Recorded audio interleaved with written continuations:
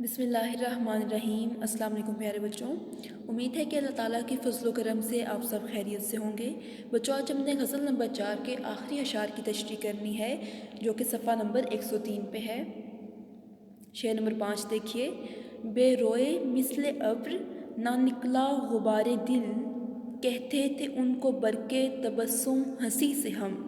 بے روئے، روئے بغیر، مثل ابر، بادل کی طرح، غبار دل، دل کا بوجھ، برقِ تبسم، ہنسی کی بجلیاں۔ ٹھیک ہے، اب مفہوم دیکھیں گے کہ ہم مذاق میں محبوب کی مسکراہٹ کو بجلی سے تشبیہ دیتے تھے۔ یہ مذاق اب پہلے کی طرح نہیں رہا، اب محبوب کے ہجر میں ہم روئے بغیر ہمارا دل ہلکا نہیں ہوتا۔ کیا ہے کہ جن کی مسکراہٹ کو ہم بجلیاں کہتے تھے، اب ان کے ہجر میں روئے بغیر ہمارا دل ہلکا نہیں ہوتا۔ تو بچوں، ہم تشریح کرتے ہوئے ایک بات ذہن میں رکھیں گے کہ اردو غزل کی شاعری میں کچھ روایات آتی ہیں، ہم نے بار بار ان روایات کو مد نظر رکھنا ہے کہ ایک عاشق کی سب سے بڑی خواہش کیا ہوتی ہے، وہ کیا چاہتا ہے، اس کا محبوب کس مزاج کا ہے، اس کے محبوب کا رویہ کیا ہے۔ عاشق کو اپنے محبوب کی ہر ادا، چال چلن، رنگ ڈھنگ، طور اتوار سب سے زیادہ اچھے لگتے ہیں۔ خاص طور پر وہ اپنے محبوب کی مسکراہٹ پر جان دینے والا، جان نثار کرنے والا ہوتا ہے، کیونکہ اس کو اس کے مسکراہٹ میں بہت کشش معلوم ہوتی ہے، اور مختلف شاعروں نے اس امر کا اظہار اپنی شاعری میں کیا ہے۔ ٹھیک ہے، تو کیا ہوتا ہے کہ اس کے علاوہ وہ کہتے ہیں کہ اب یہاں پر نا وہ محبوب کی ہنسی کو بجلی سے تشبیہ دیتے ہیں۔ اب بجلی سے مراد الیکٹرسٹی نہیں ہے، اس سے مراد کیا ہے؟ آسمانی بجلی۔ کہ جیسے آسمانی بجلی اپنی جھلک دکھاتی ہے اور فوراً سے غائب ہوتی ہے، ایسے ہی میرا محبوب ہنستا ہے۔ جب وہ ہنستا ہے، مسکراتا ہے، تو اس کے دانتوں کی سفیدی، اس کے دانتوں کی چمک آسمانی بجلی کی طرح ہے، جو کہ عاشق کے دل پر گرتی ہے اور اس کو جلا کر راکھ کرتی ہے۔ کیونکہ آسمانی بجلی میں کیا خصوصیت ہے؟ وہ اس کی آواز بہت تیز ہوتی ہے، فوراً سے اپنی جھلک دکھاتی ہے، اور جہاں پر گرتی ہے اس چیز کو راکھ کرتی ہے۔ تو یہی بات محبوب کی مسکراہٹ میں ہے، وہ جب مسکراتا ہے اس کے دانتوں کی چمک سے اس کے عاشق کا دل راکھ ہو جاتا ہے۔ ٹھیک ہے، تو وہ یہی کہتے ہیں کہ کبھی کبھی تو میں کہتا تھا کہ اب میرے محبوب، تمہارا جو ہنسنا ہے میرے دل پہ قیامت ڈھاتا ہے، لیکن کیا ہوا؟ ایسا کہنا واقع ہی ہو گیا، اور کیا ہو؟ واقع ہی اس کی مسکراہٹ میرے دل پر بجلی بن کر گری اور وہ محبوب پر ہزاروں جان سے عاشق ہو گیا۔ ٹھیک ہے، لیکن جیسے ہی محبوب کو احساس ہوتا ہے کہ عاشق اس پہ مر مٹا ہے، تو اس میں غرور پیدا ہوتا ہے اور وہ محبوب سے بے رخی کا رویہ اختیار کرتا ہے۔ تو وہ یہی کہتے ہیں کہ اب میرے دکھوں سے میرا دل اتنا بوجھل ہو گیا ہے کہ جیسے بادل پوری طرح برس کر ہی ختم ہوتا ہے، ایسے ہی جب تک میں اچھی طرح رو نہیں لوں گا، اچھی طرح تم سے بات نہیں کر لوں گا، تمہارے غم میں آنسو نہیں بہا لوں گا، میرے دل کا بوجھ ہلکا نہیں ہوگا۔ ٹھیک ہے، تو کہتے ہیں کہ ہنسی مذاق میں نے جو ایک دل لگایا تھا، آہستہ آہستہ کیا ہوا؟ اس نے میرا جینا دوبھر کر کے رکھ دیا ہے۔ ٹھیک ہے، شعر نمبر 6۔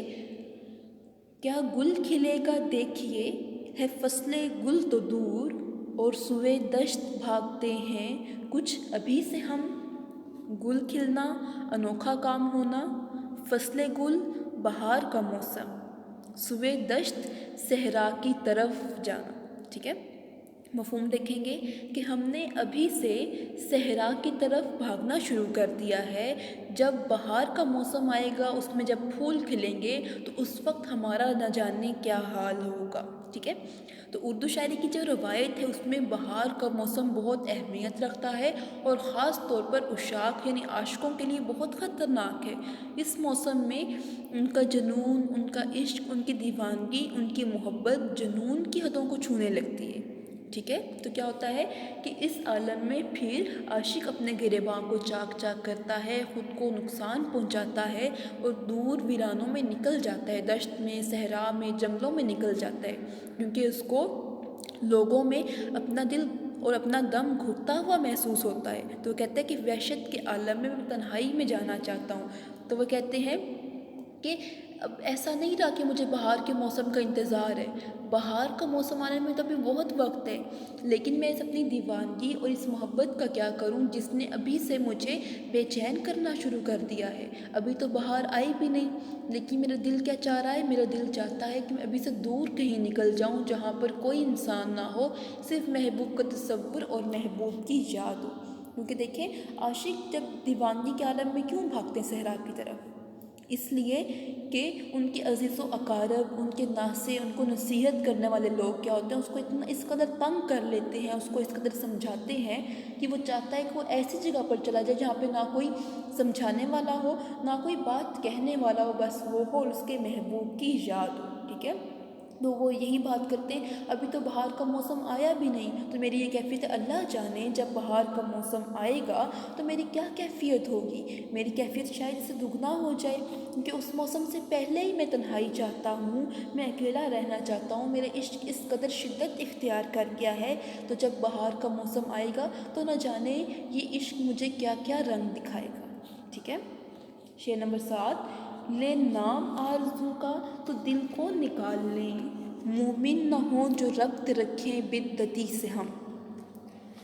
اچھا، یہاں پر بدعتی کا معنی ہے ایمان جس کا تھوڑا سا کم ہو جاتا ہے، ایمان میں فرق آ جانا۔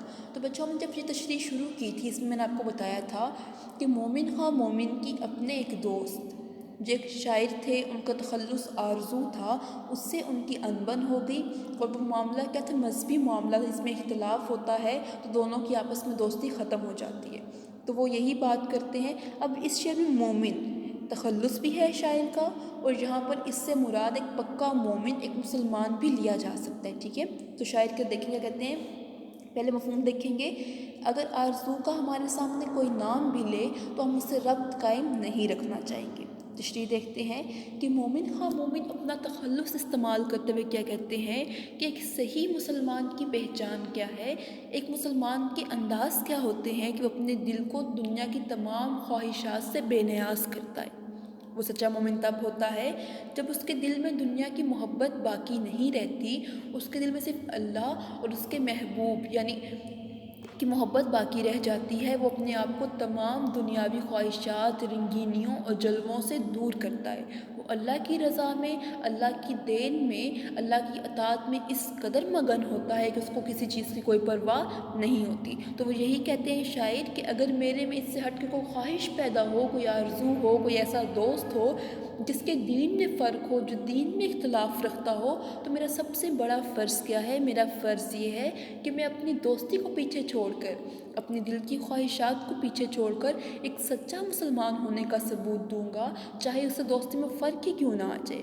کہتے ہیں اگر میرے دل میں اللہ کے سوا کسی اور کی خواہش پیدا ہوتی ہے، اسلام کے علاوہ کوئی عقیدہ میرے دل میں آتا ہے، تو میری سب سے بڑی خواہش کیا ہوگی کہ میں اس بدعت کو دور کروں۔ بدعت کیا ہوتی ہے؟ اسلام میں کوئی ایک نئی چیز کو داخل کرنا۔ تو کہتے ہیں کہ جو بھی اختلافات ہمارے تھے آپس میں، دوستوں کے تھے، کسی بھی چیز کے بارے میں اختلافات تھے، میرا سب سے بڑا فریضہ کیا ہے کہ میں تمام رشتے ناتوں اور دل کی خلیش ہے، دل کی تمام چیزیں ہیں، ان کو پیچھے چھوڑ کر اپنا فرض ادا کروں، کسی بدعتی سے تعلق نہ رکھوں، نہ ہی کسی قسم کا ربط رکھوں جس کے ساتھ ہونے سے میرے ایمان میں کسی بھی قسم کا کوئی فرق آتا ہے، ٹھیک ہے؟ بچوں 3 اشعار کی تشریح کرنی ہے، آج ہم نے تلخیص کرنی ہے۔ اب تلخیص کیا ہوتی ہے؟ عبارت کو کم کرنا۔ تو بچوں ہم نے کلاس میں یہ بات بہت اچھی طرح ڈسکس کی تھی کہ تلخیص کیسے کی جاتی ہے۔ تلخیص آپ نے جب کرنی ہے تو آپ کو ایک پیراگراف دیا جائے گا، آپ نے اس پیراگراف کا 1/3 کم لکھنا ہے، یعنی اس کو 3 گنا کم کر کے لکھنا ہے، ٹھیک ہے؟ مثال کے طور پر اگر 9 لائنز آپ کو دی گئی، 9 سطور ہیں، تو آپ نے اس کو 3 سطور میں بدلنا ہے، ٹھیک ہے؟ تو آپ نے جب تلخیص کرنی ہے تو کوشش کریں کہ آپ وہ الفاظ استعمال نہ کریں جو پیراگراف میں دیے گئے ہیں، بلکہ ان کے متبادل آپ استعمال کر سکتے ہیں الفاظ، اور 8 نمبر کی ہوگی تلخیص اور 2 نمبر اس پیراگراف کو ایک مناسب عنوان دینے کے ہوں گے، ٹھیک ہے؟ تو آپ نے دیکھنے تلخیص آپ کی معاون ادب کتاب کے صفحہ نمبر 500 پر ہے، ٹھیک ہے؟ تو عبارت نمبر 1 آپ کو دی گئی ہے، ساتھ ہی اس کی تلخیص دی گئی ہے، آپ نے تلخیص کو یہاں سے یاد کرنا ہے، اور 2 عنوان بھی آپ کو پہلے سے دے دیے گئے ہیں۔ تو جب تک آپ کی پریکٹس نہیں ہوگی ہم یہ والی عبارات کریں گے، لیکن اس کے بعد آپ کو میں خود سے عبارت دوں گی اور آپ نے اس کی پریکٹس کرنی ہے، اس کو خود سے آپ نے لکھنا ہے، ٹھیک ہے؟ ابھی آپ یہاں سے یاد کریں گے، لیکن بعد میں کیا ہوگا میں آپ کو خود الگ سے دوں گی جو آپ نے خود سے لکھنی ہوں گی، ٹھیک ہے؟ عبارت نمبر 1 آپ کریں گے، عبارت نمبر 2 اور عبارت نمبر 3 آپ کریں گے یہاں سے، ٹھیک ہے؟ صرف یہ 2 لائنیں آپ نے یاد کرنی ہے اور ساتھ ان کے عنوان یاد کرنے، ٹھیک ہے؟ اگر کسی بچے کو کوئی بات سمجھ میں نہیں آئی تو آپ دوبارہ پوچھ سکتے ہیں۔